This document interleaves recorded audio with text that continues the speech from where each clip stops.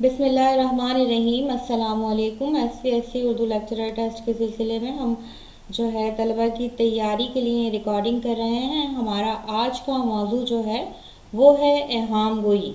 ایہام گوئی اردو شاعری کی ایک تحریک تھی جس کا آغاز ولی دکنی کی اردو غزل کے زیر اثر ہوا۔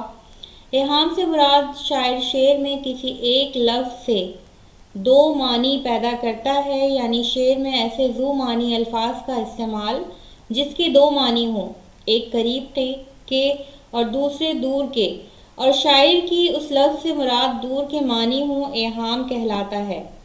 ولی دکنی کو اردو شاعری کا بابا آدم کہا جاتا ہے۔ انہوں نے اردو میں غزل کہنی شروع کی۔ ان کا دیوان جب دہلی پہنچا تو دہلی کے شعراء نے اس سے متاثر ہو کر اردو میں شعر کہنے شروع کیے۔ دہلی کے شعراء نے ولی کے کلام کو دیکھ کر جو شاعری شروع کی، اس کا سب سے نمایاں پہلو ایہام گوئی تھا۔ رام بابو سکسینہ اور محمد حسین آزاد کے مطابق اردو شاعری میں ایہام گوئی ہندی دو ہوں اور شعراء فارسی کی وجہ سے عام ہوئی۔ دہلی میں ایہام کے نمائندہ شعراء آبرو، شاکر، شرف الدین مضمون، مصطفیٰ خان یکرنگ اور شاہ حاتم تھے۔ ایہام گوئی کے تحت شاعری الفاظ کی بازیگری تک محدود ہو کر رہ گئی۔ لفظ تازہ کی تلاش میں بازاری الفاظ اور مضامین کا بھی اردو شاعری میں استعمال ہونے لگا۔